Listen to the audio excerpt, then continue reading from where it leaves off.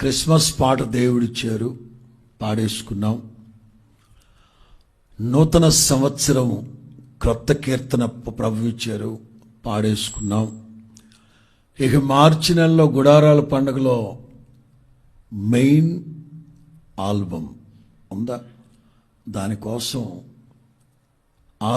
సోమవారం రాత్రి, మంగళవారం పగలు, మంగళవారం సభ అయిపోయాక నిన్న పగలు ఇంచుమించు 2-3 రోజులుగా క్రొత్త పాటలు కంపోజింగ్ చేస్తూ ఉన్నాం. అదిగో